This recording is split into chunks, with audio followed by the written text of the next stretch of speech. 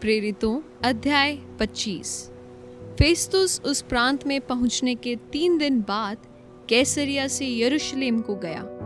तब प्रधान याजकों और यहूदियों के प्रमुख लोगों ने उसके सामने पौलुस की नालिश की और उससे विनती करके उसके विरोध में यह वर चाहा कि वह उसे यरूशलेम में बुलवाए, क्योंकि वे उसे रास्ते ही में मार डालने की घात में लगे हुए थे। फेस्तुस ने उत्तर दिया, पौलुस कैसरिया में पहरे में है और मैं आप जल्द वहां जाऊंगा। फिर कहा, तुम में जो अधिकार रखते हैं वे साथ चलें, और यदि इस मनुष्य ने कुछ अनुचित काम किया है तो उस पर दोष लगाएं। उनके बीच कोई 8-10 दिन रहकर वह कैसरिया चला गया और दूसरे दिन न्याय आसन पर बैठकर पौलुस को लाने की आज्ञा दी। जब वह आया तो जो यहूदी यरूशलेम से आए थे उन्होंने आसपास खड़े होकर उस पर बहुत से गंभीर आरोप लगाए, जिनका प्रमाण वे नहीं दे सकते थे। परंतु पौलुस ने उत्तर दिया, मैंने न तो यहूदियों की व्यवस्था के और न मंदिर के और न ही कैसर के विरुद्ध कोई अपराध किया है। तब फेस्तुस ने यहूदियों को खुश करने की इच्छा से पौलुस से कहा, क्या तू चाहता है कि यरूशलेम को जाए और वहां मेरे सामने तेरा यह मुकदमा तय किया जाए? पौलुस ने कहा, मैं कैसर के न्याय आसन के सामने खड़ा हूं, मेरे मुकदमे का यही फैसला होना चाहिए। जैसा तू अच्छी तरह जानता है, यहूदियों का मैंने कुछ अपराध नहीं किया। यदि मैं अपराधी हूं और मार डाले जाने योग्य कोई काम किया है तो मरने से नहीं मुकरता, परंतु जिन बातों का ये मुझ पर दोष लगाते हैं, यदि उनमें से कोई भी बात सच न ठहरे तो कोई मुझे उनके हाथ नहीं सौंप सकता। मैं कैसर की दुहाई देता हूँ। तब फेस्तुस ने मंत्रियों की सभा के साथ बातें करके उत्तर दिया, तूने कैसर की दुहाई दी है, तू कैसर के ही पास जाएगा। कुछ दिन बीतने के बाद अग्रिप्पा राजा और बिरनीके ने कैसरिया में आकर फेस्तुस से भेंट की। उनके बहुत दिन वहां रहने के बाद फेस्तुस ने पौलुस के विषय में राजा को बताया, एक मनुष्य है जिसे फेलिक्स बंदी छोड़ गया है। जब मैं यरूशलेम में था तो प्रधान याजक और यहूदियों के पुण्यों ने उसकी नालिश की और चाहा कि उस पर दंड की आज्ञा दी जाए। परंतु मैंने उनको उत्तर दिया कि रोमियों की यह रीति नहीं कि किसी मनुष्य को दंड के लिए सौंप दे, जब तक मुद्दालय को अपने मुद्दइयों के सामने खड़े होकर दोष के उत्तर देने का अवसर न मिले। अतः जब वे यहाँ इकट्ठे हुए तो मैंने कुछ देर न की, परंतु दूसरे ही दिन न्याय आसन पर बैठकर उस मनुष्य को लाने की आज्ञा दी। जब उसके मुद्दई खड़े हुए तो उन्होंने ऐसी अनुचित बातों का दोष नहीं लगाया जैसा मैं समझता था, परंतु वे अपने मत के और यीशु नाम किसी मनुष्य के विषय में जो मर गया था और पौलुस उसको जीवित बताता था, विवाद करते थे। मैं उलझन में था कि इन बातों का पता कैसे लगाऊं, इसलिए मैंने उससे पूछा, क्या तू यरूशलेम जाएगा कि वहां इन बातों का फैसला हो? परंतु जब पौलुस ने दोहाई दी कि उसके मुकदमे का फैसला महाराजाधिराज के यहाँ हो, तो मैंने आज्ञा दी कि जब तक उसे कैसर के पास न भेजूं, उसे हिरासत में रखा जाए।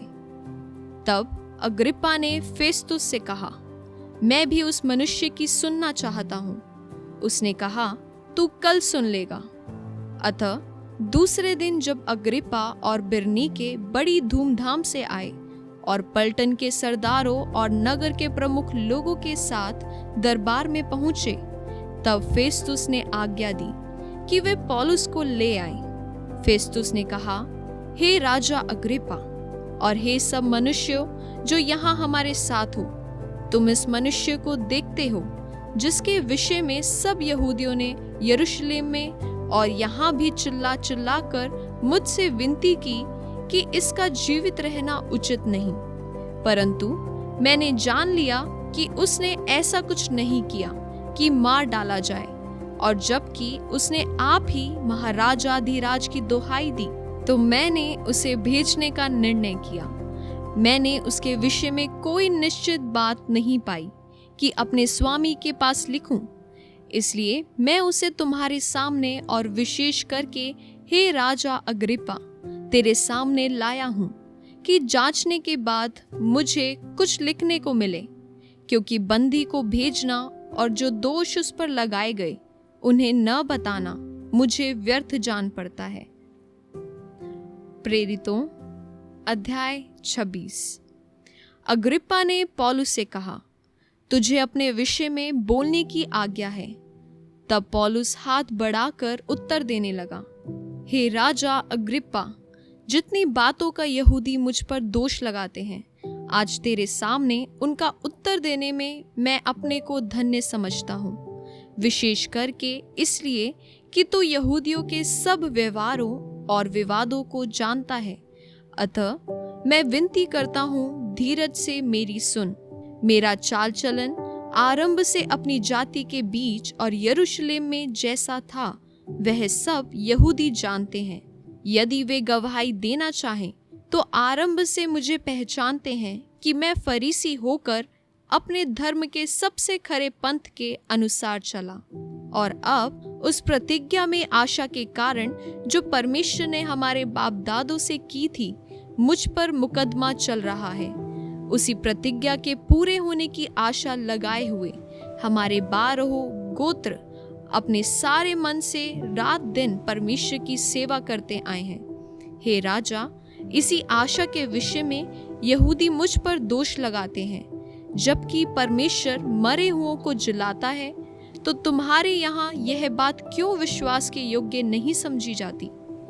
मैंने भी समझा था कि यीशु नाजरी के नाम के विरोध में मुझे बहुत कुछ करना चाहिए, और मैंने यरूशलेम में ऐसा ही किया और प्रधान याजकों से अधिकार पाकर बहुत से पवित्र लोगों को बंदी गृह में डाला, और जब वे मार डाले जाते थे तो मैं भी उनके विरोध में अपनी सम्मति देता था। हर आराधनालय में मैं उन्हें ताड़ना दिला दिलाकर यीशु की निंदा करवाता था, यहाँ तक कि क्रोध के मारे ऐसा पागल हो गया कि बाहर के नगरों में भी जाकर उन्हें सताता था। इसी धुन में जब मैं प्रधान याजकों से अधिकार और आज्ञा पत्र लेकर दमिश्क को जा रहा था, तो हे राजा, मार्ग में दोपहर के समय मैंने आकाश से सूर्य के तेज से भी बढ़कर एक ज्योति अपने और अपने साथ चलने वालों के चारों ओर चमकती हुई देखी। जब हम सब भूमि पर गिर पड़े तो मैंने इब्रानी भाषा में मुझसे यह कहते हुए एक शब्द सुना, हे शाऊल, हे शाऊल, तू मुझे क्यों सताता है? पैने पर लात मारना तेरे लिए कठिन है। मैंने कहा, हे प्रभु, तू कौन है?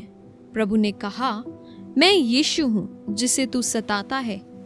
परंतु तू उठ, अपने पांवों पर खड़ा हो, क्योंकि मैंने तुझे इसलिए दर्शन दिया है कि तुझे उन बातों का भी सेवक और गवाह ठहराऊं जो तूने देखी हैं, और उनका भी जिनके लिए मैं तुझे दर्शन दूंगा।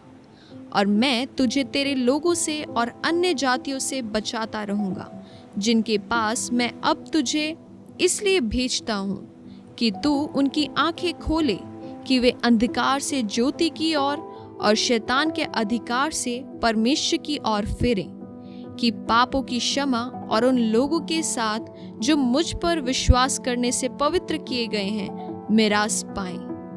अतः हे राजा अग्रिप्पा, मैंने उस स्वर्गीय दर्शन की बात न टाली, परंतु पहले दमिश्क के, फिर यरूशलेम के, और तब यहूदिया के सारे देश के रहने वालों को और अन्य जातियों को समझाता रहा कि मन फिराओ और परमेश्वर की ओर फिर कर मन फिराव के योग्य काम करो।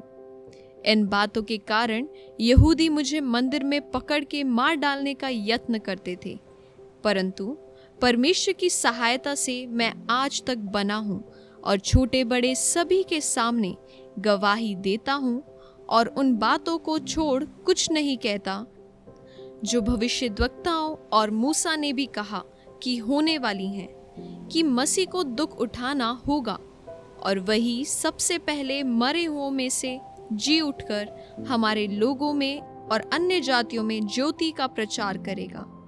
जब वह इस रीति से उत्तर दे रहा था तो फेस्तुस ने ऊंचे शब्द से कहा, हे पौलुस, तू पागल है, बहुत विद्या ने तुझे पागल कर दिया है। परंतु पौलुस ने कहा, हे महामहिम फेस्तुस, मैं पागल नहीं परंतु सच्चाई और बुद्धि की बातें कहता हूँ। राजा भी, जिसके सामने मैं निडर होकर बोल रहा हूँ, ये बातें जानता है और मुझे विश्वास है कि इन बातों में से कोई उससे छिपी नहीं, क्योंकि यह घटना किसी कोने में नहीं हुई। हे राजा अग्रिप्पा, क्या तू भविष्यद्वक्ताओं का विश्वास करता है? हाँ, मैं जानता हूँ कि तू विश्वास करता है। तब अग्रिप्पा ने पौलुस से कहा, तू थोड़े ही समझाने से मुझे मसीही बनाना चाहता है? पौलुस ने कहा, परमेश्वर से मेरी प्रार्थना है कि क्या थोड़े में क्या बहुत में, केवल तू ही नहीं परंतु जितने लोग आज मेरी सुनते हैं, इन बंधनों को छोड़ वे मेरे समान हो जाएं।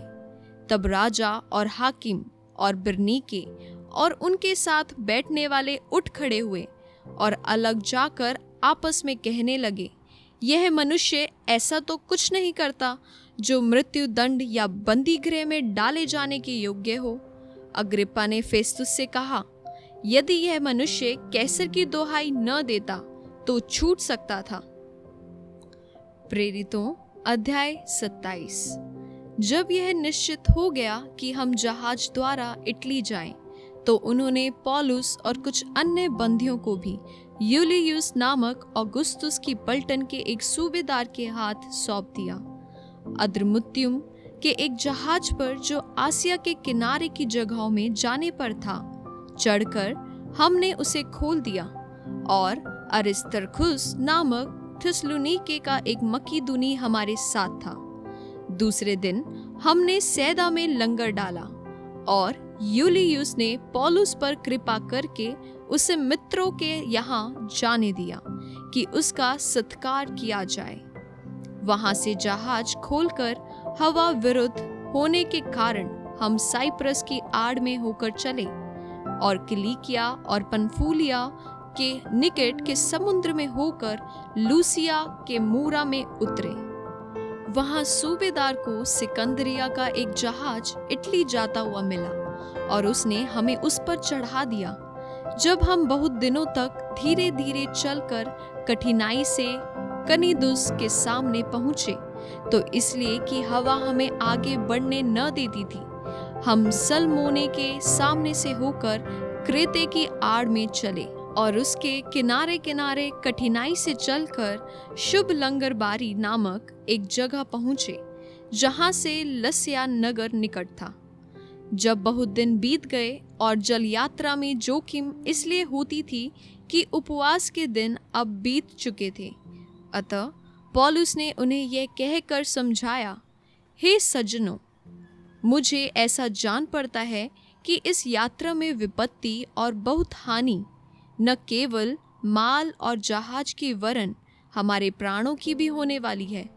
परंतु सूबेदार ने पौलुस की बातों से कप्तान और जहाज के स्वामी की बातों को बढ़कर माना। वह बंदरगाह जाड़ा काटने के लिए अच्छा न था, इसलिए बहुतों का विचार हुआ कि वहां से जहाज खोलकर यदि किसी रीति से हो सके तो फिनिक्स पहुंचकर जाड़ा काटें। यह तो क्रेते का एक बंदरगाह है जो दक्षिण पश्चिम और उत्तर पश्चिम की ओर खुलता है। जब कुछ कुछ दक्षिणी हवा बहने लगी तो यह समझकर कि हमारा अभिप्राय पूरा हो गया, लंगर उठाया और किनारा धरे हुए क्रेते के पास से जाने लगे। परंतु थोड़ी देर में जमीन की ओर से एक बड़ी आंधी उठी जो यूरकुलीन कहलाती है। जब आंधी जहाज पर लगी तो वह उसके सामने ठहर न सका, अतः हमने उसे बहने दिया और इसी तरह बहते हुए चले गए। तब कोदा नामक एक छोटे से टापू की आड़ में बहते बहते हम कठिनाई से डोंगी को वश में कर सके। फिर मल्लाहों ने उसे उठाकर अनेक उपाय करके जहाज को नीचे से बांधा और सुरतिस के चोर बालू पर टिक जाने के भय से पाल और सामान उतार कर बहते हुए चले गए। जब हमने आंधी से बहुत हिचकोले और धक्के खाए तो दूसरे दिन वे जहाज का माल फेंकने लगे और तीसरे दिन उन्होंने अपने हाथों से जहाज का साज सामान भी फेंक दिया। जब बहुत दिनों तक न सूर्य न तारे दिखाई दिए और बड़ी आंधी चलती रही तो अंत में हमारे बचने की सारी आशा जाती रही। जब वे बहुत दिन तक भूखे रह चुके तो पौलुस ने उनके बीच में खड़े होकर कहा, हे लोगों, चाहिए था कि तुम मेरी बात मानकर क्रेते से न जहाज खोलते और न यह विपत्ति आती और न यह हानि उठाते। परंतु अब मैं तुम्हें समझाता हूँ कि ढाढ़स बांधो, क्योंकि तुम में से किसी के प्राण की हानि न होगी, पर केवल जहाज की। क्योंकि परमेश्वर जिसका मैं हूँ और जिसकी सेवा करता हूँ, उसके स्वर्गदूत ने आज रात मेरे पास आकर कहा, हे पौलुस, मत डर, तुझे कैसर के सामने खड़ा होना अवश्य है। देख, परमेश्वर ने सबको जो तेरे साथ यात्रा करते हैं तुझे दिया है। इसलिए हे सज्जनों, ढाढ़स बांधो, क्योंकि मैं परमेश्वर का विश्वास करता हूँ कि जैसा मुझसे कहा गया है वैसा ही होगा। परंतु हमें किसी टापू पर जा टिकना होगा। जब 14वीं रात आई और हम अद्रिया समुद्र में भटकते फिर रहे थे तो आधी रात के निकट मल्लाहों ने अनुमान से जाना कि हम किसी देश के निकट पहुंच रहे हैं। था लेने पर उन्होंने 20 पुरसा गहरा पाया और थोड़ा आगे बढ़कर फिर था ली तो 15 पुरसा पाया। तब पथरीली जगहों से टकराने के डर से उन्होंने जहाज की पिछाड़ी 4 लंगर डाले और भोर होने की कामना करते रहे। परंतु जब मल्लाह जहाज पर से भागना चाहते थे और गले ही से लंगर डालने के बहाने डोंगी समुद्र में उतार दी, तो पौलुस ने सूबेदार और सैनिकों से कहा, यदि ये जहाज पर न रहे तो तुम भी नहीं बच सकते। तब सैनिकों ने रस्से काटकर डोंगी गिरा दी। जब भोर होने पर था तब पौलुस ने यह कह के सबको भोजन करने के लिए समझाया, आज 14 दिन हुए कि तुम आस देखते देखते भूखे रहे और कुछ भोजन न किया। इसलिए तुम्हें समझाता हूँ कि कुछ खा लो जिससे तुम्हारा बचाव हो, क्योंकि तुम में से किसी के सिर का एक बाल भी न गिरेगा। यह कहकर उसने रोटी लेकर सबके सामने परमेश्वर का धन्यवाद किया और तोड़कर खाने लगा। तब वे सब भी ढाढ़स बांधकर भोजन करने लगे। हम सब मिलकर जहाज पर 276 जन थे। जब वे भोजन करके तृप्त हुए तो गेहूं को समुद्र में फेंककर जहाज हल्का करने लगे। जब दिन निकला तो उन्होंने उस देश को नहीं पहचाना, परंतु एक खाड़ी देखी जिसका किनारा चौरस था और विचार किया कि यदि हो सके तो इसी पर जहाज को टिकाए। तब उन्होंने लंगरों को खोलकर समुद्र में छोड़ दिया और उसी समय पतवारों के बंधन खोल दिए और हवा के सामने अगला पाल चढ़ाकर किनारे की ओर चले। परंतु 2 समुद्र के संगम की जगह पड़कर उन्होंने जहाज को टिकाया और गले ही तो धक्का खाकर गड़ गई और टल न सकी, परंतु पिछाड़ी लहरों के बल से टूटने लगी। तब सैनिकों का यह विचार हुआ कि बंदियों को मार डालें, ऐसा न हो कि कोई तैर के निकल भागे। परंतु सूबेदार ने पौलुस को बचाने की इच्छा से उन्हें इस विचार से रोका और यह कहा कि जो तैर सकते हैं पहले कूदकर किनारे पर निकल जाएं और बाकी कोई पटरों पर और कोई जहाज की अन्य वस्तुओं के सहारे निकल जाएं। इस रीति से सब कोई भूमि पर बच निकले। प्रेरितों अध्याय 28। जब हम बच निकले तो पता चला कि यह द्वीप माल्टा कहलाता है। वहाँ के निवासियों ने हम पर अनोखी कृपा की, क्योंकि में बरसने के कारण ठंड थी। इसलिए उन्होंने आग सुलगाकर हम सबको ठहराया। जब पौलुस ने लकड़ियों का गट्ठा बटोर कर आग पर रखा तो एक सांप आँच पाकर निकला और उसके हाथ से लिपट गया। जब उन निवासियों ने सांप को उसके हाथ से लटके हुए देखा तो आपस में कहा, सचमुच यह मनुष्य हत्यारा है कि यद्यपि समुद्र से बच गया तो भी न्याय ने जीवित रहने न दिया। तब उसने सांप को आग में झटक दिया और उसे कुछ हानि न पहुंची, परंतु वे बाट जोते थे कि वह सूज जाएगा या एकाएक गिर के मर जाएगा। परंतु जब वे बहुत देर तक देखते रहे और देखा कि उसका कुछ भी नहीं बिगड़ा, तो अपना विचार बदल कर कहा, यह तो कोई देवता है। उस जगह के आसपास उस टापू के प्रधान पुबलियुस की भूमि थी। उसने हमें अपने घर ले जाकर 3 दिन मित्र भाव से पहुनाई की। पुबलियुस का पिता ज्वर और आव लहू से रोगी पड़ा था। अतः पौलुस ने उसके पास घर में जाकर प्रार्थना की और उस पर हाथ रखकर उसे चंगा किया। जब ऐसा हुआ तो उस द्वीप के बाकी बीमार आए और चंगे किए गए। उन्होंने हमारा बहुत आदर किया और जब हम चलने लगे तो जो कुछ हमारे लिए आवश्यक था जहाज पर रख दिया। 3 महीने के बाद हम सिकंदरिया के एक जहाज पर चल निकले, जो उस द्वीप में जाड़े भर रहा था और जिसका चिन्ह दियुस्कूरी था। सुरकूसा में लंगर डालकर हम 3 दिन टिके रहे। वहां से हम घूमकर रेगियुम में आए और 1 दिन के बाद दक्षिणी हवा चली। तब हम दूसरे दिन पुतियुली में आए। वहां हमको भाई मिले और उनके कहने से हम उनके यहाँ 7 दिन तक रहे और इस रीति से हम रोम को चले। वहां से भाई हमारा समाचार सुनकर अप्पियुस के चौक और 3 सराय तक हमसे भेंट करने को निकल आए, जिन्हें देखकर पौलुस ने परमेश्वर का धन्यवाद किया और ढाढ़स बांधा। जब हम रोम में पहुंचे तो पौलुस को एक सैनिक के साथ जो उसकी रखवाली करता था अकेले रहने की आज्ञा मिल गई। 3 दिन के बाद उसने यहूदियों के प्रमुख लोगों को बुलाया और जब वे इकट्ठे हुए तो उनसे कहा, हे भाइयों, मैंने अपने लोगों के या बाप दादों के व्यवहारों के विरोध में कुछ भी नहीं किया, तो भी बंदी बनाकर यरूशलेम से रोमियों के हाथ सौंपा गया। उन्होंने मुझे जांच कर छोड़ देना चाहा, क्योंकि मुझ में मृत्यु के योग्य कोई दोष न था। परंतु जब यहूदी इसके विरोध में बोलने लगे तो मुझे कैसर की दुहाई देनी पड़ी।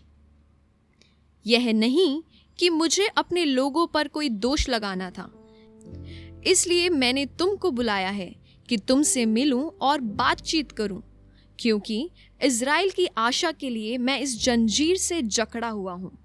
उन्होंने उससे कहा, न हमने तेरे विषय में यहूदियों से चिट्ठियां पाई और न भाइयों में से किसी ने आकर तेरे विषय में कुछ बताया और न बुरा कहा, परंतु तेरा विचार क्या है वही हम तुझसे सुनना चाहते हैं, क्योंकि हम जानते हैं कि हर जगह इस मत के विरोध में लोग बातें करते हैं।